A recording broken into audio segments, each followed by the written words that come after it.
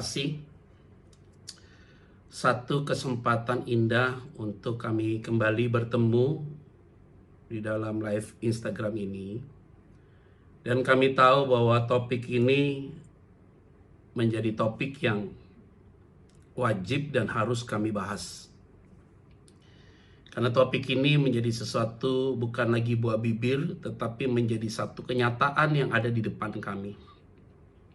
Mungkin kami yang mengikuti live Instagram ini adalah orang yang ada dalam topik itu. Atau kami memiliki keluarga atau orang-orang di sekitar kami yang juga mengalami hal-hal yang akan dibahas pada malam hari ini. Oleh karena itu ya Bapak, siapapun kami yang mengikuti live Instagram ini, kami siap diberkati oleh Tuhan. Oleh karena itu, biarlah pikiran kami ditenangkan dan dimurnikan, diberikan pencerahan oleh Tuhan. Sehingga ujung dari pembahasan ini Tuhan tetap dipermuliakan. Di dalam nama Tuhan Kristus kami berdoa dan mengucap syukur. Haleluya. Amin. Nah saudara-saudara yang saya kasih di dalam nama Tuhan Kristus, memang nanti saya akan matikan kolom untuk komen ya. Saya mau sampaikan kepada saudara-saudara yang mengikuti topik ini, saudara boleh memberikan nanti pertanyaan. Saudara nanti lihat di bagian bawah itu ada tanda tanya. Nah itu untuk Q&A. Nanti setelah dari saya sampaikan ini, nanti saya akan memberikan ruang untuk bertanya. Tapi ini yang perlu saya bahas dulu ya saudara. Saya akan matikan dulu kolom untuk komen ya saudara ya. Nah saudara-saudara, kita akan bahas tentang topik LGBT. Apa itu LGBT? LGBT atau yang disebut dengan lesbian, atau tema besarnya adalah homoseksual. Jadi homoseksual itu adalah, homo itu adalah sama ya saudara, seksual jadi hubungan yang sama jenis. Jadi kalau laki-laki dengan laki-laki disebut dengan gay, perempuan dengan perempuan disebut dengan lesbian. Jadi ada kategori itu saudara. Jadi LGBT, jadi lesbian, gay, biseksual, dan juga transgender. Jadi lesbian itu perempuan dengan perempuan, yang kemudian adalah gay yaitu laki dengan laki, terus kemudian biseksual yaitu dia bisa dua-duanya, laki dengan laki, laki dengan perempuan, begitu juga sebaliknya perempuan dengan perempuan, perempuan dengan laki-laki, itu namanya biseksual. Sedangkan transgender ini adalah perubahan kelamin ya, sudah dari laki-laki ke perempuan, dari perempuan ke laki-laki. Nah, itu sudah banyak dilakukan oleh banyak orang. Jadi bukan sesuatu isu yang ya biasa, tapi ini udah terjadi gitu di mana-mana. Kalau sudah pergi ke satu negara, memang sudah ada orang-orang yang demikian. Nah, bagaimana dalam terang kebenaran firman Tuhan, itu yang harus kita bahas dulu saudara. Nah, kita harus kepada satu esensinya dulu ya saudara ya. Jadi esensinya itu apa dasarnya? Pasti tetap saya akan ngebahas ini untuk kembali dalam kitab Kejadian dulu. Nah, di dalam kitab Kejadian saudara, di ayat yang pertama, pasal pertama ayat yang ke-27, itu demikian firman Tuhan ya. Jadi firman Tuhan bilang begini, maka Allah menciptakan manusia itu menurut gambarnya. Jadi Allah menciptakan manusia itu menurut gambarnya. Jadi gambarnya itu, kita itu ya seperti Allah. Jadi mau lihat Allah ya kita, harusnya begitu gambarannya saudara ya. Menurut gambar Allah diciptakannya dia laki-laki dan perempuan. Artinya di pasal 1 ayat yang ke-27 itu adalah satu ungkapan yang sifatnya general, yang ditulis oleh Musa lewat pengilhaman Roh Kudus, sehingga pewahyuan Roh Kudus itu yang diberikan Allah kepada Musa ditulislah di dalam Kejadian pasal yang pertama itu dalam konteks yang menyeluruh saudara, yaitu bahwa akan diciptakan seorang laki-laki dan perempuan. Jadi sudah dijelaskan saudara. Nah, ini dasar sekali saudara untuk mengungkapkan bahwa dasar dari penciptaan Allah kepada manusia itu langsung jelas jenis kelaminnya laki-laki dan perempuan. Nah, ini penting sekali saudara yang perlu kita pahami. Baru di situ dikatakan ayat yang ke-28. Allah memberkati mereka, lalu Allah berfirman kepada mereka, beranak cuculah dan bertambah banyak. Kalimatnya begitu. Penuhilah bumi dan takluklah itu. Berkuasalah atas ikan-ikan di laut dan burung-burung di udara, dan atas segala binatang yang merayap di bumi. Nah, jadi saudara, ini kita harus paham dulu. Jadi setelah diberkati, baru setelah itu mereka beranak cucu. Nah, konteks pada saat itu, saudara, bumi itu masih kosong sekali. Karena bumi itu masih kosong, maka beranak cuculah, kalimatnya begitu. Jadi bumi itu masih kosong sekali, maka dibilang beranak cuculah. Jadi kita harus tahu dulu, kalau dibilang beranak cucu lah, maka melahirkan itu dari konteks perempuan ya saudara. Jadi laki-laki dan perempuan. Nah, ini kita harus penting nih saudara untuk kita memahami poin-poin ini saudara. Nah, itu berarti saudara-saudara yang mengikuti tema ini, orang kalau bertanya saudara, bicara bahwa Pak, kan sekarang kalau kita lihat dari database yang saya dapat ya saudara, ada 30 negara di dunia ini yang sudah melegalkan pernikahan sejenis, saudara. Dan Indonesia itu, data yang disampaikan oleh badan internasional PBB, salah satu badan internasional. PBB itu adalah lembaga internasional, tetapi ada salah satu badan. Itu mengatakan hasil survei mereka tahun 2011, saudara. Itu ada 3 juta LGBT, saudara. Jadi ada lesbian, gay, transgender, ada juga ada biseksual. Jadi bilangnya begitu ya, saudara ya. Nah, itu kurang lebih ada 3 juta. Nah, itu tahun 2011. Itu berarti tahun 2020 itu luar biasa sekali. Masif sekali peningkatannya, sangat masif sekali, saudara. Hari-hari ini sangat masif. Dan itu perkembangannya cukup cepat sekali, saudara, tentang LGBT ini, saudara. Nah, banyak orang yang bertanya kepada saya, Pak, saya dilahirkan dari kecil sudah punya rasa seperti ini. Maka ada beberapa penelitian bahwa memang dikatakan mungkin gennya perempuan lebih banyak daripada gen laki, padahal dia laki-laki, begitu loh saudara. Atau gen laki-laki lebih banyak karena dia adalah perempuan. Sehingga ketika dia keluar jadi tomboy, dia keluar kayak perempuan-perempuanan, padahal dia laki kayak perempuan, dia perempuan kayak laki-laki, gitu loh saudara. Jadi dianggap bahwa gennya itu lebih tinggi. Nah, itu dalam ilmu kedokteran dibahas tentang hal itu, saudara. Sehingga baru muncullah sebuah hak asasi manusia untuk menyatakan hal itu dan segala macam. Nah, saudara, Tuhan tidak pernah keliru. Maka kita akan masuk dalam perdebatan yang sangat serius sekali, saudara, kalau dibilang tentang hal itu. Nah, perdebatan hal itu, maka nanti kita punya pemikiran, saudara, seolah-olah yang kita tangkap itu adalah sesuatu di mana Tuhan menciptakan manusia itu sudah dari awalnya dia sebagai seorang gay, atau sudah dari awal dia sebagai seorang lesbian. Nah, ini kalau seandainya kita memahami ini jadi bahaya sekali. Maka Allah tidak konsisten atau Allah salah di dalam sebuah penciptaan. Sehingga Alkitab itu menjadi keliru, saudara. Nah, sedangkan apa yang Alkitab katakan itu tidak akan pernah ada perubahan, dan itu sudah fix, saudara. Jadi laki dan perempuan. Jadi tidak ada alasan untuk mengatakan dia lahir sudah menjadi seorang gay atau dia lahir menjadi seorang perempuan. Tidak ada alasan itu. Sehingga saudara tidak boleh mengklaim, saya ini perempuan Pak, bukan laki. Saya ini laki-laki Pak, bukan perempuan. Tidak boleh ada hal itu. Karena kalau saudara menyampaikan hal itu, dasarnya secara Alkitab tidak ada. Nah, saya tidak mau bahas tentang konteks ilmu kedokteran berbicara apa. Tetapi yang saya mau bicara adalah Alkitab bicara apa. Karena base dari segala kebenaran itu adalah firman Tuhan. Jadi Allah yang menciptakan laki-laki dan perempuan. Nah, ini penting saudara untuk saya sampaikan. Nah, oleh karena itu barulah kita masuk saudara dalam poinnya. Jadi bagaimana Pak?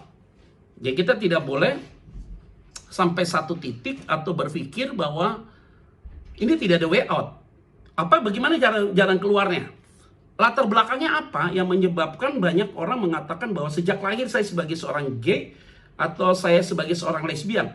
Sehingga ini harus clear dulu tentang hal ini. Nah, akhirnya saya menemukan saudara, dari setiap konsep atau dari setiap kasus di lapangan, dan dari setiap literatur yang saya baca, dan kemudian dari setiap komunikasi dengan orang-orang di dalam lingkungan pergaulan, saudara, akhirnya saya menemukan, saudara, setidaknya, saudara, ada 4 hal, saudara, yang melatar belakangi, yaitu orang itu kenapa bisa menyebabkan dia sebagai seorang gay atau sebagai seorang lesbian.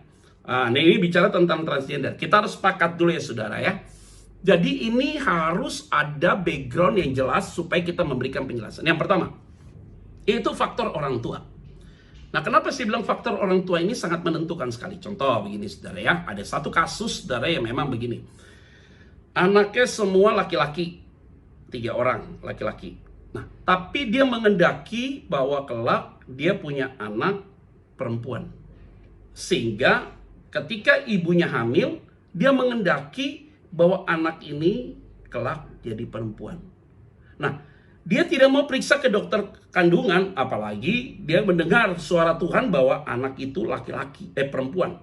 Sehingga anak itu di dalam kandungan itu selama 1 bulan, 2 bulan, 3 bulan, sampai dengan 9 bulan, anak itu dianggap atau diputuskan oleh mamanya sebagai seorang perempuan. Jadi kandungan itu saudara, dari janin itu dari 1 bulan sampai 9 bulan diperlakukan sepertinya dia adalah seorang perempuan. Itulah saudara ya. Jadi dia waktu pergi ke rumah sakit hanya cek kesehatan tapi tidak perlu kasih tahu tentang jenis kelaminnya apa. Nah dia mau kasih tahu aja udah, pokoknya gue yakin bahwa ini anaknya adalah perempuan. Nah singkat cerita, waktu dengan posisi dia melahirkan, keluar, ibu itu melahirkan, keluar anaknya laki saudara. Nah, ini yang sering sekali lupa atau diabaikan. Nah, ketika anak itu keluar, waktu masih kecil belum kelihatan, saudara. Sudah masuk dalam tahapan-tahapan dia sekolah, TK, SD, kok dia lebih nyaman bergaul dengan seorang perempuan daripada dengan seorang laki-laki. Nah, ini penting, saudara. Ketika dia merasa nyaman bergaul dengan seorang perempuan daripada bergaul dengan seorang laki-laki, padahal notabene-nya dia adalah seorang laki-laki. Nah, akhirnya dia mulai mengklaim bahwa saya lahir diciptakan sudah seperti ini. Jadi perasaan saya lebih banyak muncul, yaitu perasaan kepada perempuan. Nah, ketika dia lihat laki-laki, dia masuk ke toiletnya laki-laki, kok dia merasa bahwa ada sesuatu yang beda gitu loh. Dia ganjal sekali, terganjal di hati dia. Kok gue jadi ada sesuatu, ada something terhadap seorang laki-laki itu.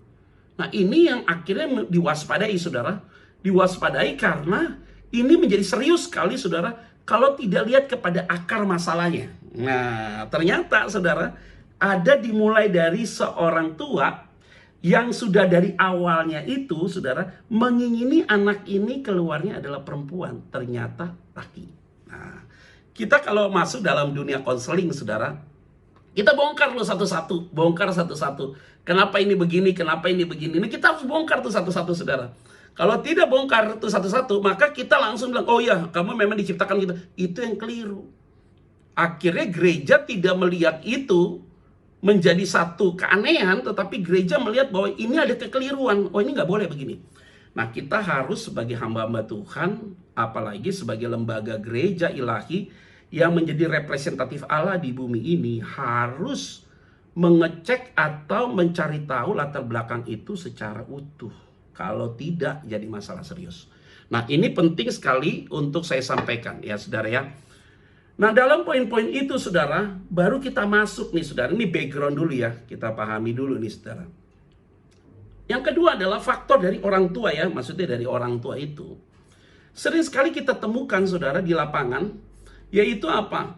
Baik laki atau perempuan. Misalnya contoh, bapaknya ini memperlakukan kasar terhadap mamanya. Nah, ditonton oleh dia waktu dia masih kecil. Dia rekam itu, dia rekam itu, dia rekam itu. Dia tidak punya figur bapak yang baik. Karena bapaknya itu berperilaku kasar terhadap mamanya. Itu dia. Sehingga menciptakan sebuah traumatik, saudara. Nah, ini kan trauma-traumatik yang kita bahas kemarin dalam konteks pernikahan. Biasanya orang takut menikah itu karena ada trauma-trauma dari keluarganya, saudara, dari orang tuanya. Sehingga akhirnya dia melihat, aduh papanya pukul mamanya. Terus dia tidak lihat figur dari papanya yang kasar, bicaranya begini, omongan-omongannya kasar, perilakunya jadi kasar. Ini anak sejak kecil sudah merekam peristiwa yang ada dalam keluarganya dia, saudara. Nah, ketika dia merekam dengan peristiwa yang ada dalam keluarganya dia, dengan posisi seperti itu, saudara, ini jadi masalah serius sekali, saudara. Nah, karena kenapa dia rekam begitu, dia akhirnya menemukan satu keadaan. Oh iya nih, bener nih. Wah, ini kacau nih, jadi rusak nih. Nah, bertumbuhlah dia menjadi anak yang remaja, saudara. Masuk pemuda. Nah, ketemu dia selama ini hilang figur papanya sudah hilang figurnya di dalam diri dia tidak punya figur bapak yang benar. Ketemulah orang dewasa, dan orang dewasa ini biasanya ini saudara dipakai oleh setan. Orang dewasa ini pasti laki-laki. Terus kemudian ketemu sama dia. Nah, kok tiba-tiba ada care, ada kepedulian. Kok nih orang kok jadi lembut sekali, ini orang bagus sekali ya. Nah, dia lihat contoh. Waktu dia lihat contoh seperti itu, baru dia tangkap, oh, yang baru lihat begini. Nah, dia mulailah tuh ada rasa berani terbuka dengan laki-laki itu dan segala. Ternyata nih laki-laki adalah seorang gay. Jatuh dia. Waktu dia jatuh begitu kaget dia. Karena lagi masa puber dia kaget. Karena dia punya pengalaman fantastik dengan posisi itu. Itulah menjadi masalah serius, saudara. Nah, ini akhirnya terjadi penyimpangan orientasi, saudara, dalam seksnya. Nah, ini yang serius yang saya mau sampaikan, saudara. Nah, ini ada figur ataupun sebaliknya. Mamanya juga begitu, dia lihat figur mamanya kok nggak ada, mamanya pergi keluar malam dan segala macam, papanya baik sekali, hilang figur mama, saudara. Ketika dia dewasa juga dapat seorang wanita yang dewasa yang menggantikan figur mamanya, ternyata dia seorang lesbian, saudara. Akhirnya dia jatuh. Itu dalam kategori seorang perempuan, dan ini kategori sebagai seorang laki yang tadi saya sampaikan. Faktor itu terjadi, saudara. Nah, faktor yang kedua adalah, saudara, dalam konteks tadi orang tua ya. Tadi saya sampaikan orang tua. Faktor yang kedua adalah dia menjadi korban biasanya. Korban dari pelecehan seksual waktu masih kecil. Makanya disebut dengan pedofilia. Bisa jadi dia ketemu dengan aktor pedofilia.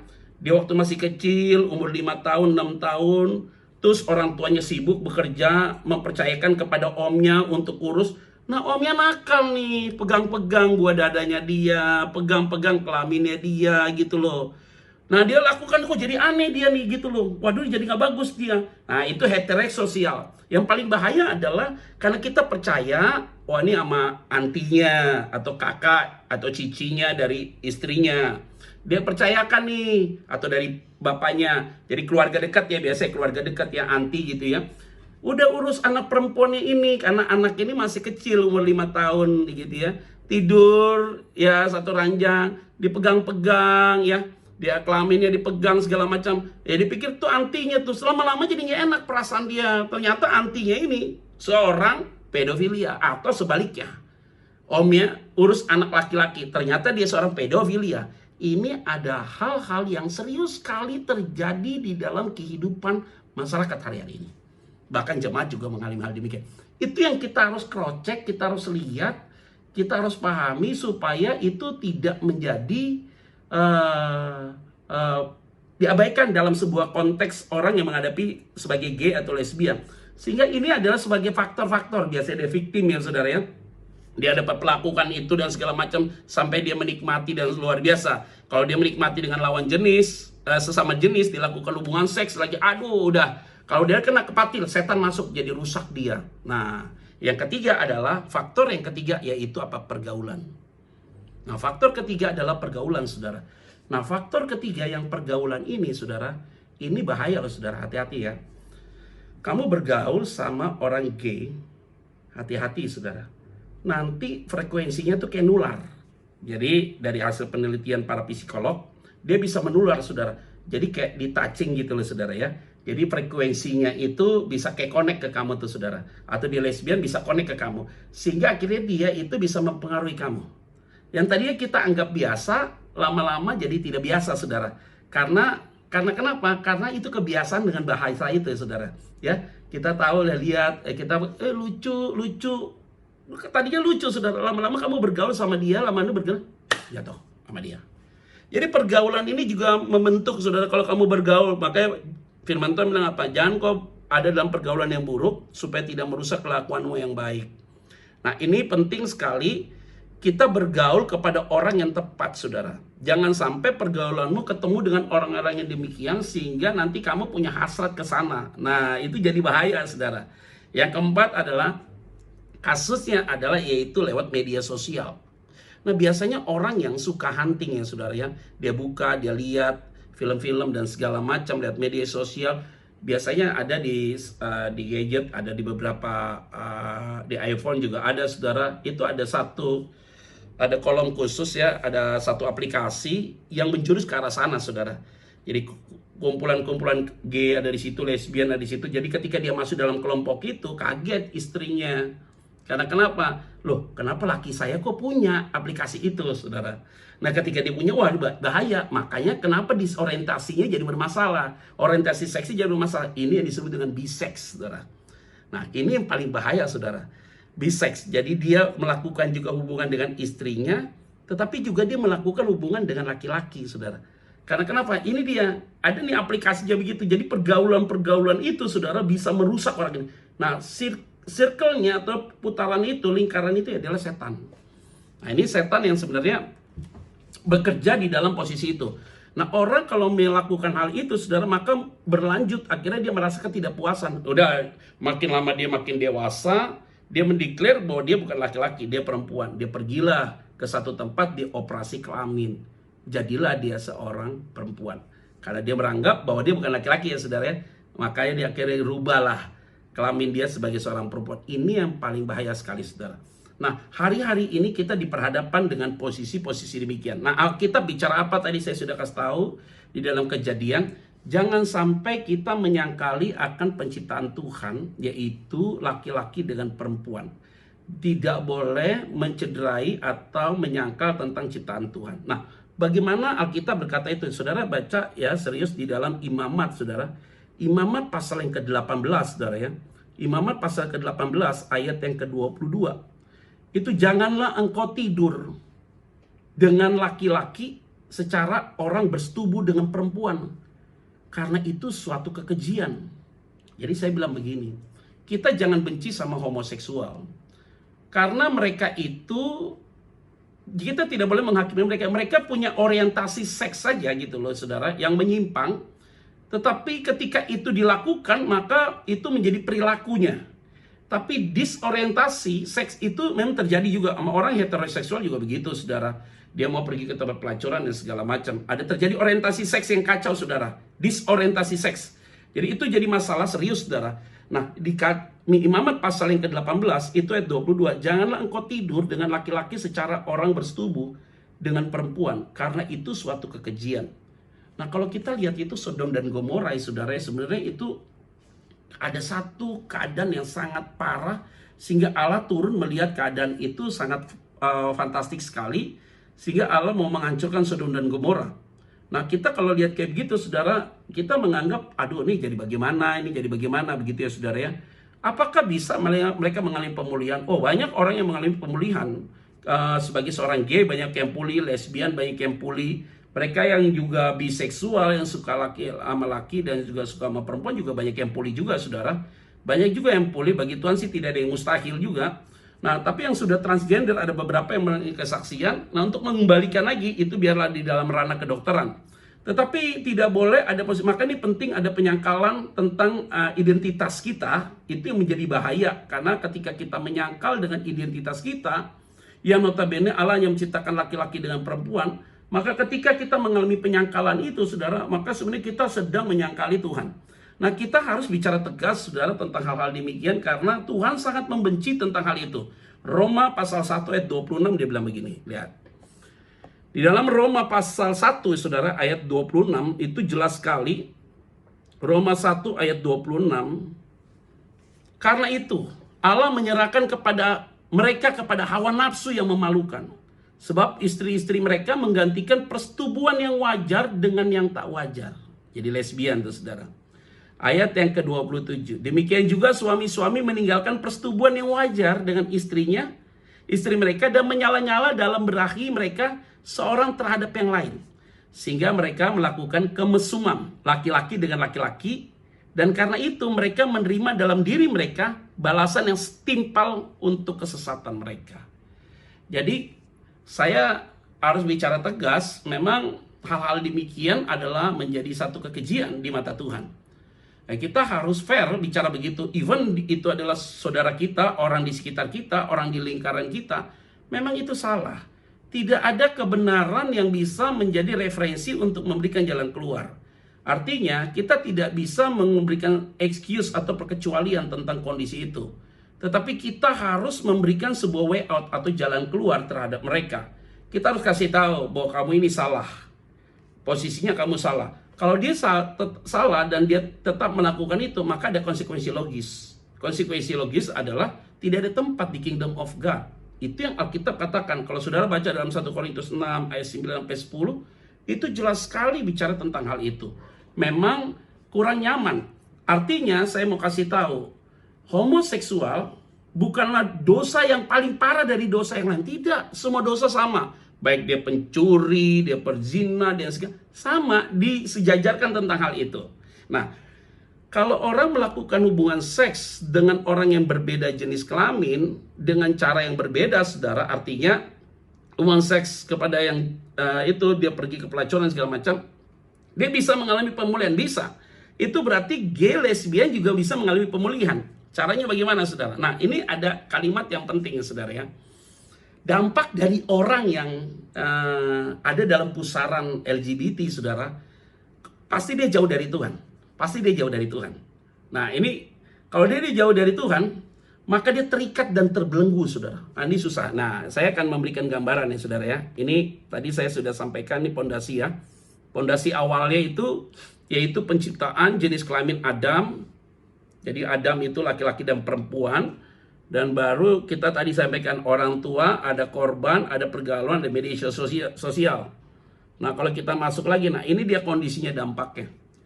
Jadi dampaknya, saudara, bagi mereka-mereka yang LGBT ini, itu pasti mereka jauh dari Tuhan. Yang kedua adalah terikat dan terbelenggu.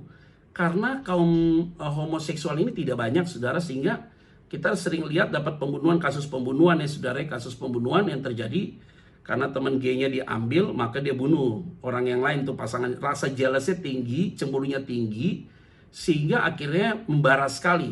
Nah, ini memang ada ruang yang tidak normal di dalam posisi begini. Nah, orang kalau sudah terikat dengan terbelenggu itu jadi sangat sulit sekali. Nah, baru tidak terkontrol. Pasti jadi hubungan seksnya tidak terkontrol. Sudah bisa bayangin, saya tidak mau menjelaskan secara terperinci tentang hal itu. Hilang arah sudah pasti. Ya, ujungnya adalah binasa.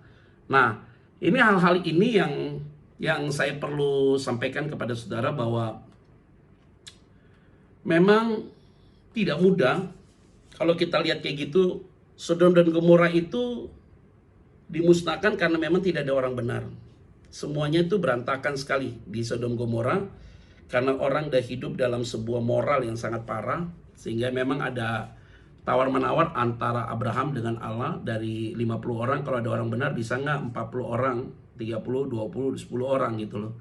Sehingga akhirnya tidak ditemukan orang yang benar, maka terjadilah pemusnahan terhadap Sodom dan Gomora.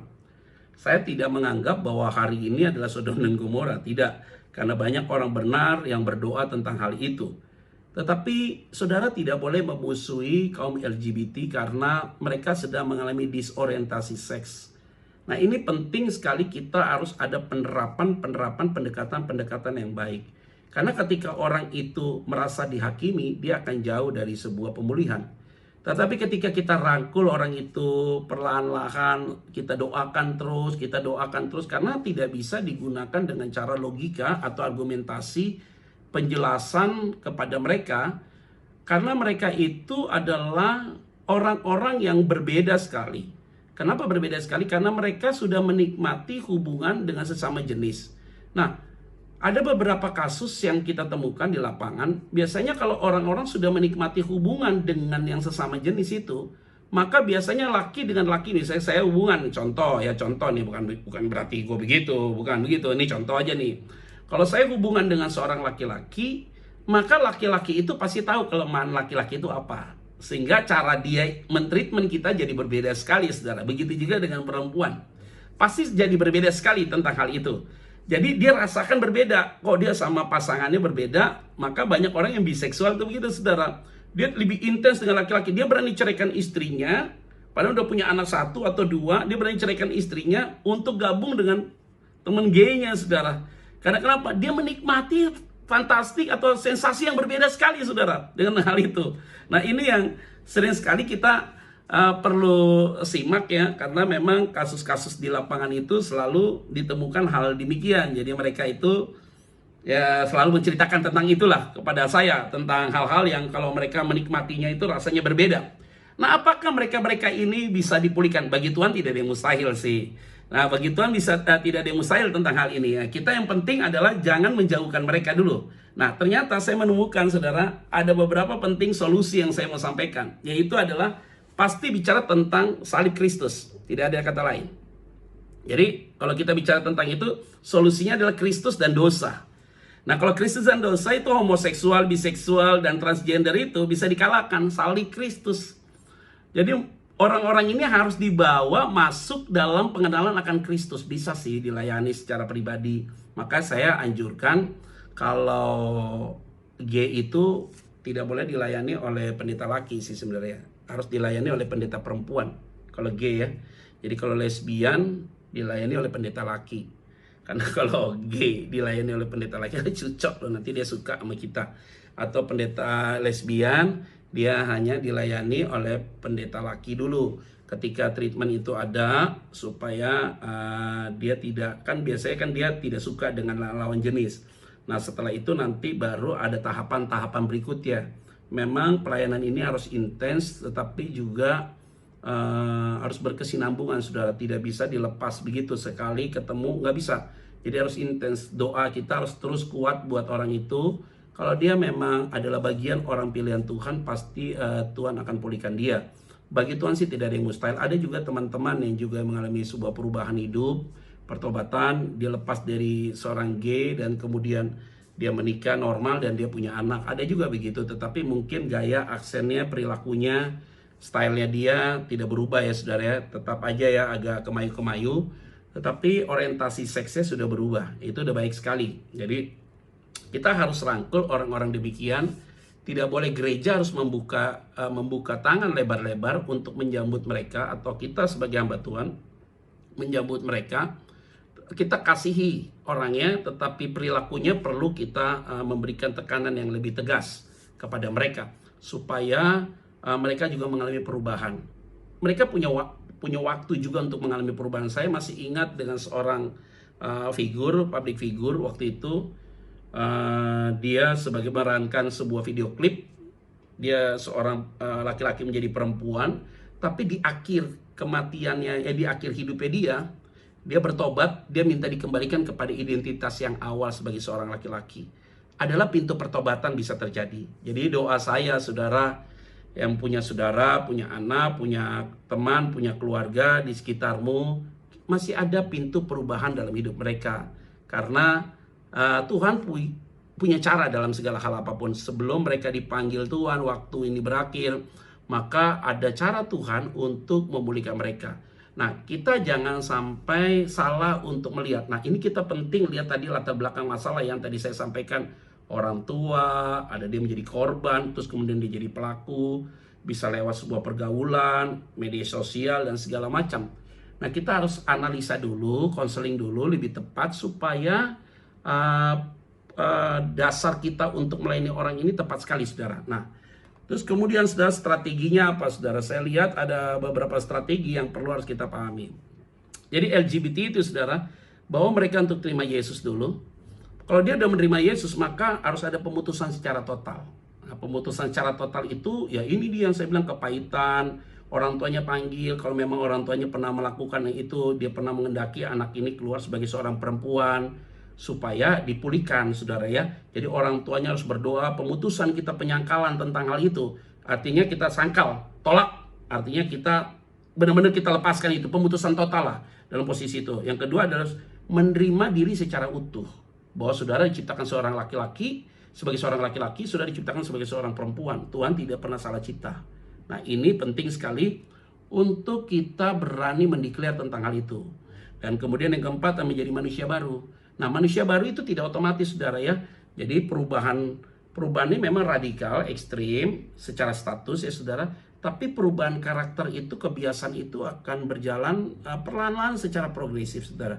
Nah, kita penting punya satu komunitas untuk saling mengingatkan satu sama lain.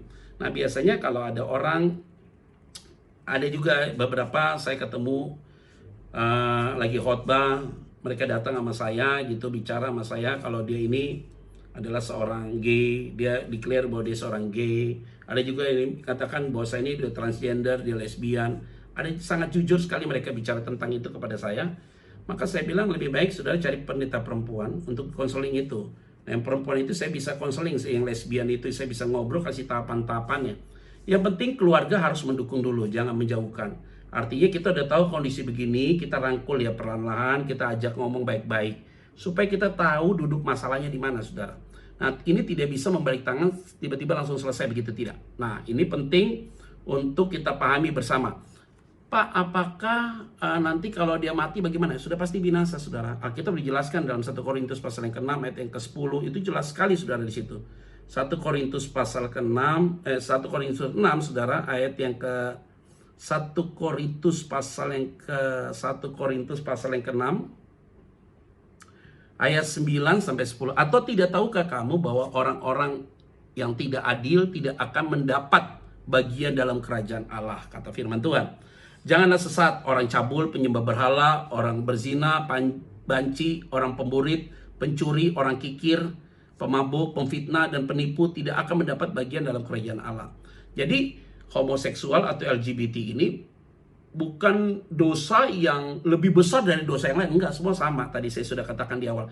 Karena kita topiknya hanya membahas LGBT, nah kita bilang harus ada sebuah database yang jelas untuk menjelaskan. Jadi kita udah tahu nih backgroundnya apa, nanti dampaknya seperti apa. Jadi dampaknya dia hilang, pergaulan dengan Tuhan, dia merasa terbelenggu, terikat, dia nggak bisa lepas, saudara, tidak bisa kontrol, hilang arah, dia binasa, begitu loh. Nah, dia hanya bisa terjadi pemulihan dengan Tuhan. Itu disebut dengan anugerah Tuhan. Maka dia ketika menerima Kristus harus ada pemutusan total. Setelah pemutusan total, dia harus menerima diri apa adanya. Terus kemudian baru dia menjadi ciptaan yang baru, menjadi manusia yang baru dia mengalami sebuah pembaruan pelan-pelan. Nanti lama-lama dia menjadi berubah, saudara. Tahap demi tahap. Kita tidak bisa paksakan langsung dia tinggalkan itu. Waduh, tidak semudah yang kita pikirkan, saudara, karena posisi kita dalam posisi-posisi kayak gitu, kita tidak bisa memaksakan perubahan terjadi bagi orang yang LGBT itu seperti memberi tangan, nggak bisa, saudara.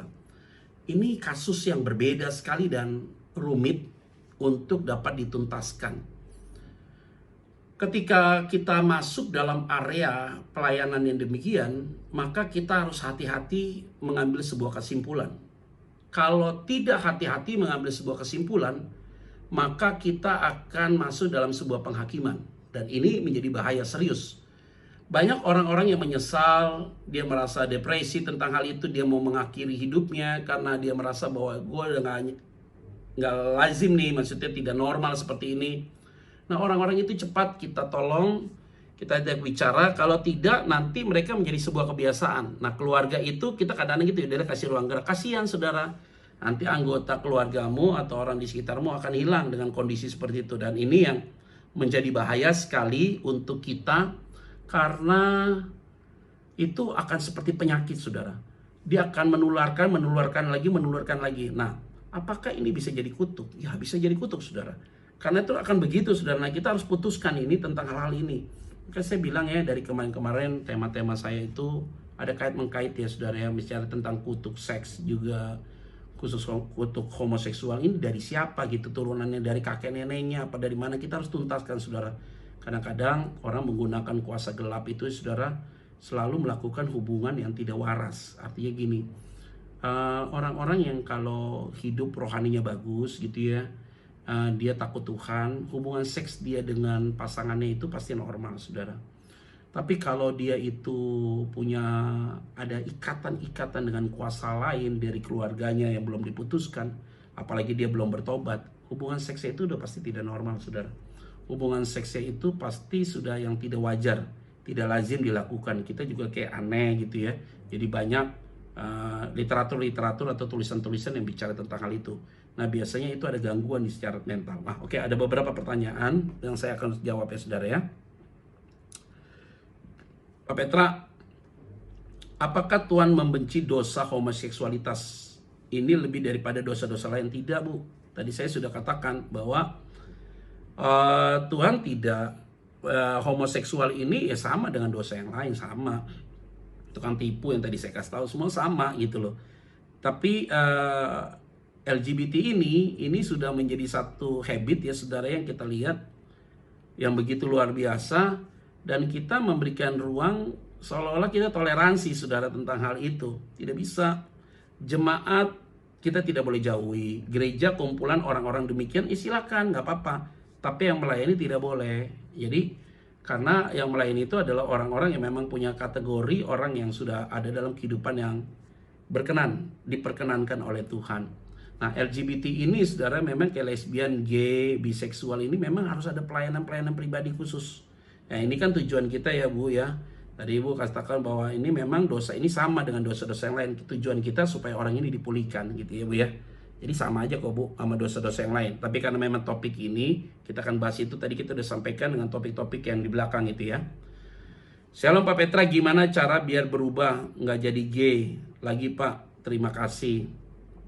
Jadi begini ya, temuilah gembalamu dan konselinglah. Kalau kamu gay, konselinglah dengan pendeta perempuan gitu. Nah itu yang saya bilang, lihat akar masalahnya dulu. Nah kalau lihat akar masalahnya udah dapat, kita baru bisa menganalisa nih orang kenapa begitu loh. Nah kenapa saya bilang menganalisa? Itu yang tadi saya bilang, faktor orang tua kah, ada traumatika, apa segala macam, pernah dilakukan lecehkan nggak seksual waktu masih kecil. Nah dari dasar-dasar latar belakang itulah baru ada kita menemukan jawaban. Nah jawaban itu untuk memberikan treatment, memberikan jalan keluar kepada mereka. Bisakah? Sangat bisa. Bagi Tuhan tidak ada yang mustahil kok ya. Kayak gitu-gitu pasti bisa dipulihkan oleh Tuhan. Asal orang itu mau sungguh-sungguh. Pak Pendeta, saya mempunyai sahabat laki-laki, tapi seorang gay. Apakah saya berdosa ketika saya membiarkan? Enggak, kamu tidak berdosa. Jangan jauhkan orang itu. Kamu seorang perempuan ya. Kamu punya teman seorang gay. Kamu bergaul sama dia yang gak berdosa dong. Artinya karena dia memang ada dalam lingkungan itu. Justru kamu harus jadi berkat buat dia. Doakan dia. Jangan jadi bahan leluconan. Kadang-kadang kita bahan lelucon. Ingat loh, dari setiap kasus yang saya lakukan, maksudnya saya layani, gay atau lesbian, mereka itu ya saudara, sering sekali kita lagi ngobrol-ngobrol itu, ada satu momen di mana mereka menyesal juga. Jadi kalau saudara seorang perempuan ketemu teman seorang gay, ngobrol lah baik-baik sama dia ya. Ngobrol baik-baik. Nah nanti ada dia ketika dia curhat, baru. Nah ini makanya doakan dia khusus. Nanti ada momentum di mana dia sungguh-sungguh mau datang untuk dilayani secara pribadi. Biar Tuhan yang bekerja dalam hidup dia. Ingat, di pikiran kita, bagi Tuhan tidak ada yang mustahil ya. Jangan dijauhkan orang itu, tetapi didoakan terus. Kalau kamu laki-laki, jaga jarak deh ya. Nanti jadi masalah serius tentang hal itu. Saya sedang hamil Pak. Saya berdoa pada Tuhan supaya anak saya laki-laki. Apakah hal tersebut salah Pastor Petra? Boleh, tetapi jangan paksa. Artinya saudara berdoa nih supaya minta anak laki-laki. Boleh berdoa? Boleh, siapa yang nggak bilang nggak boleh? Boleh berdoa. Tetapi ingat, jangan terlalu berlebihan. Artinya kalau engkau mengendaki itu anak laki, nah periksa dong kandungan. Nanti pas dia anak perempuan, ini jangan menyesal. Jangan ada di dalam hatimu tiba-tiba saudara merasa bahwa waduh gue maunya laki. Jangan begitu, langsung tolak. Ya udah, puji Tuhan perempuan, Tuhan baik. Jangan perasaanmu jadi beda, jangan, tetap sama. Artinya apa? Ya happy juga.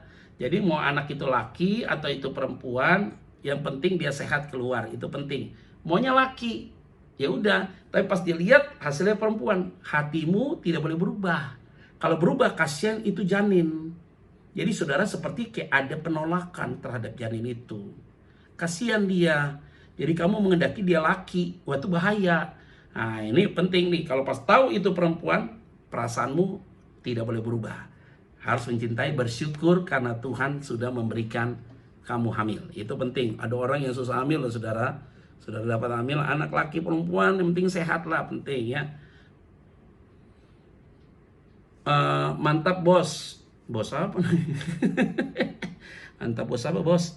Sangat menguatkan dan mohon maaf tanya jam. Aduh, nggak penting bos ya.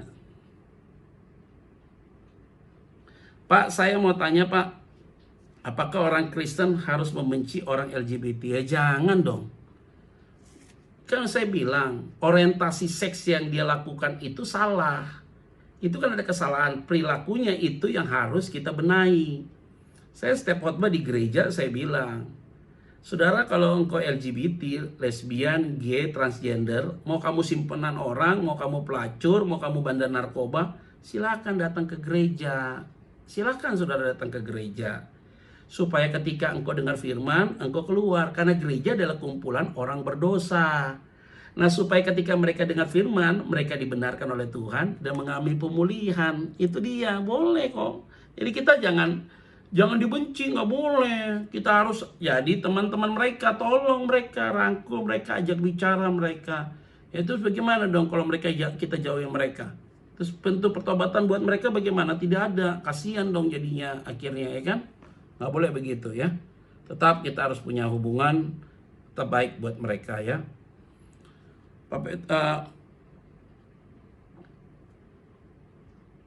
Pak, kalau orangnya bukan Kristen, kita boleh kasih tahu atau cukup lewat doa? Berdoa deh, hati-hati. Lebih baik ibu berdoain. Kalau dia bukan Kristen, didoakan aja orang itu. Didoakan dulu orangnya. Nah, setelah didoakan itu, nanti biar Tuhan bicara sama dia. Kalau suatu saat dia curhat, nah baru kamu masuk. Karena kalau enggak, dia tersinggung. Gini loh, melayani orang-orang demikian sangat sensitif sekali, saudara. Kalau orang yang biasa pergi ke pelacuran, kemana, segala macam, heteroseksual ya, hubungan yang dengan lawan jenis, kita langsung to the point, lo udah tinggalin lo kayak gitu. Bisa gitu, saudara. Tapi LGBT nggak bisa digituin. Lo berhenti ya, jangan gay lagi ya, mati masuk neraka lo, nggak boleh digituin. Lesbian kamu gini, jangan, dia tersinggung. Nanti dia jadi jauh dari kita, nggak boleh. Dia harus dirangkul, dia ngomong baik-baik, dikasih pengertian bahwa ini harusnya begini loh. Jadi dikasih pengertian supaya dia itu masuk dalam posisi yang tepat gitu loh. Kalau enggak nanti dia menjauh dari kita, jadi nggak bagus. Saudara bisa kasih pertanyaan ya saudara ya, ada di bawah. Oke.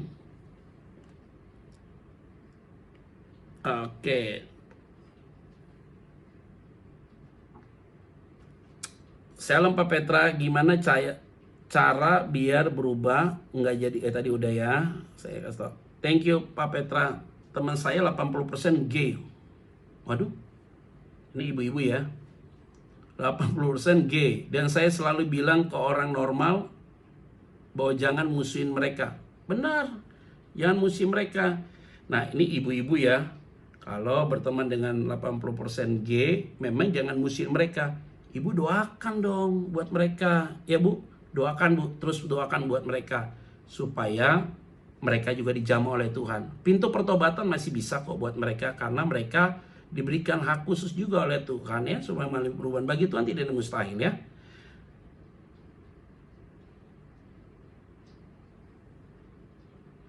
Oke, ini saya tidak bahas. Oke, Pak, saya punya teman perempuan lesbi.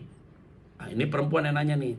Dan dia mencintai saya, Pak. Kemudian dia menyayat tangannya dengan silet. Itu membuat saya merasa bersalah hingga saat ini. Tapi saya sudah tidak berkomunikasi. Enggak, kamu gak usah merasa bersalah. Dia suka sama kamu. Dia silet dirinya. Ya dia yang salah lah. Gak usah merasa bersalah.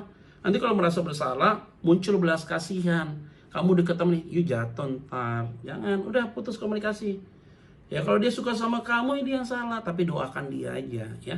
Itu ya, dia ngancam gitu ya. Itu biasalah modus ya. Biasalah modus kayak gitu. Jadi gak usah ditanggepin. Jadi kalau kamu udah ini komunikasi udah, nanti dia juga yang bekas luka itu udah sembuh lagi, udah kering lagi kok. Udah, dia gak mungkin cari kamu lagi. Udah, doakan aja, putus komunikasi sama dia ya. Jadi gak bagus. Pak Pendeta, apalagi nih ya, Pastor, kalau LGBT dari kecil bisa sembuh, bisa. Yaitu apa? Itu yang saya bilang, pelayanan pribadi deh. Ketemu, layani dulu. Maka saya bilang, cari tahu backgroundnya kenapa dia dari kecil. Itu dia kan biasa, dia ada sex abuse atau dia jadi korban. Faktor orang tua juga yang tadi saya sudah sampaikan. Nah ini mungkin kalau pergaulan belum ya, karena dia masih kecil. Nah tetapi harus ada penjelasan di situ sih, harus penjelasan detail di situ ya. Nanti tolong dilayani secara pribadi, ketemu lah sama hamba Tuhan yang memang kompeten untuk dapat menyelesaikan masalah itu. Ketemu lah gembalamu ya. Shalom Pak, bagaimana kalau yang udah dioperasi kelamin, apakah bisa diampuni? Oh bisa, saudara. Kalau dia misalnya udah dioperasi ya, saudara ya. Nah, jadi kalau dia dioperasi, dia udah diampuni, dia diminta pengampunan, dia udah diampuni, ya udah nanti selesai itu pemulihan total ya, saudara ya. Nanti bagaimana teknisnya itu untuk kembalikan ke posisi awal nanti tinggal dibicarakan ya, bawa ke dokter lah untuk hal itu.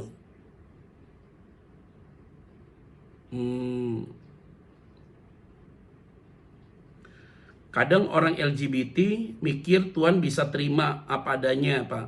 Bagaimana tanggapan? Nggak bisa. Kan Tuhan udah ngomong jelas. Jadi Alkitab jangan dibuat jadi kabur, saudara. Ini udah jelas kok. Udah jelas sekali, udah disampaikan.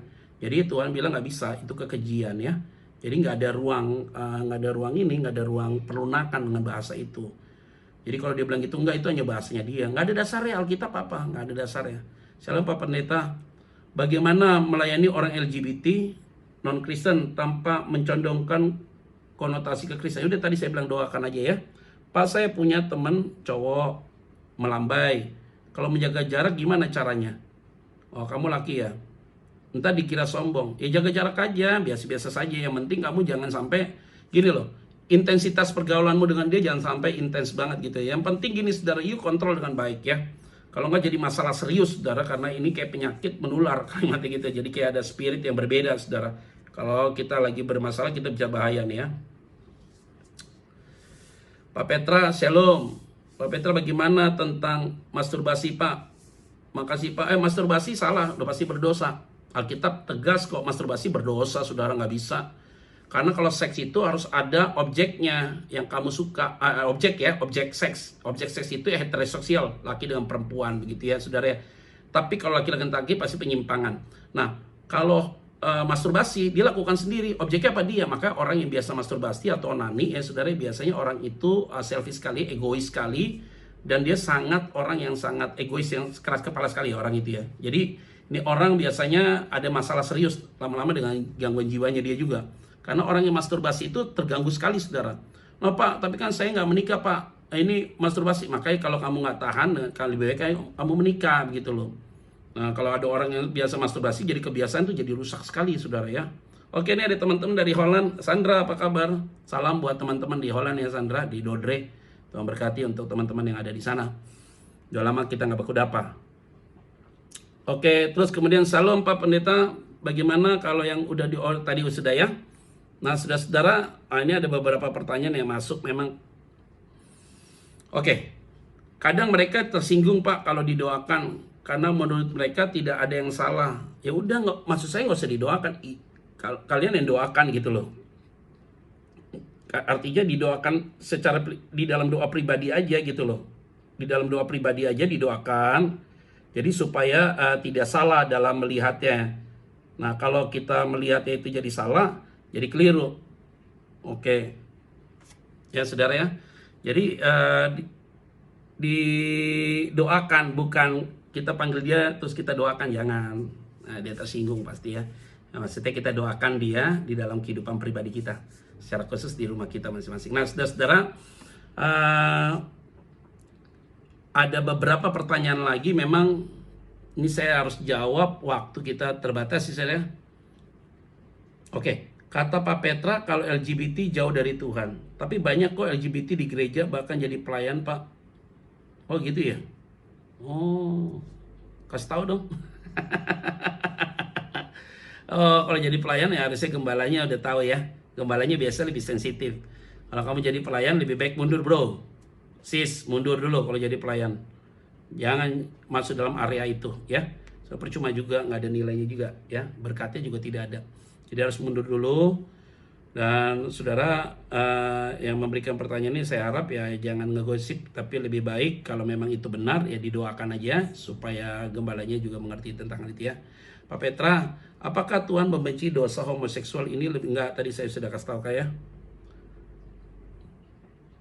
Pak, saya punya teman Pak, dia punya adiknya itu laki-laki suka beli lipstik dan peralatan cewek yang nah ini didukung sama orang tua, ini yang saya bilang. Makanya harus ada penuntasan di situ. Orang tua pasti terlibat, pasti ada akar-akar masalah yang harus tuntas di situ. Nah, ini yang penting yang saya sudah sampaikan, saudara. Karena memang kalau mau bahas tentang homoseksual ini, ujungnya memang hanya kemurahan Tuhan dan anugerah Tuhan aja orang itu bisa pulih. Maka oleh karena itu, bisakah dia pulih? Pulih bisa, maka harus dilayani. Oke, kesimpulan saya ada 3 hal. Yang pertama, nanti saya akan sampaikan ini di Instagram saya, di post saya. Nah, saudara yang baru ikut, saudara bisa nanti lihat dari YouTube ya, saudara ya. Yang pertama adalah harus tahu dulu latar belakang masalahnya. Kalau ada masalah yang tadi saya bilang faktor orang tua, dia pernah menjadi korban, dia pergaulannya itu, dia kalau pergaulan dan segala macam, itu harus dituntaskan dulu ya, saudara ya. Jadi kita harus tahu dulu latar belakang masalahnya tuntas, saudara. Nah, yang kedua adalah orang yang demikian gay hanya boleh dilayani oleh pendeta perempuan, lesbian dilayani oleh pendeta laki. Untuk di awal, nanti selanjutnya bertukar supaya dia kembali dalam posisi yang sangat normal. Dan yang ketiga adalah jangan menjauhkan mereka, jangan menghakimi mereka, tapi harus merangkul mereka. Dan kita harus punya keyakinan bagi Tuhan tidak ada yang mustahil. Pasti orang itu bisa dipulihkan. Yang keempat adalah yang terakhir, nah perubahan itu pasti sifatnya progresif.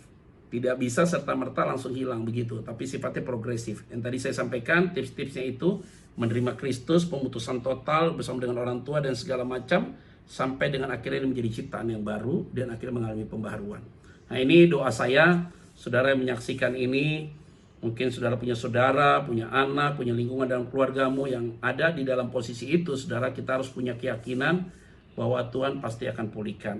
Nah, bagi saudara-saudara yang juga ternyata sebagai pelaku aktif di dalamnya, kalau saudara ikuti topik ini, doa saya Tuhan pulihkan saudara, dan Tuhan akan membuat saudara semakin hari semakin luar biasa untuk kembali kepada hakikat dari ciptaan Allah yang sempurna.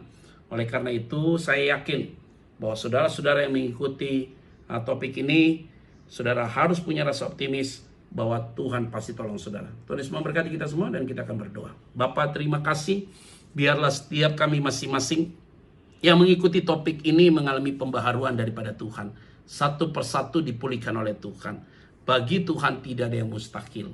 Karena itu ya Bapa, siapapun mereka Tuhan, kami yakin Tuhan sayang kepada mereka yang sedang masuk dalam posisi hari ini Tuhan, LGBT ini Tuhan.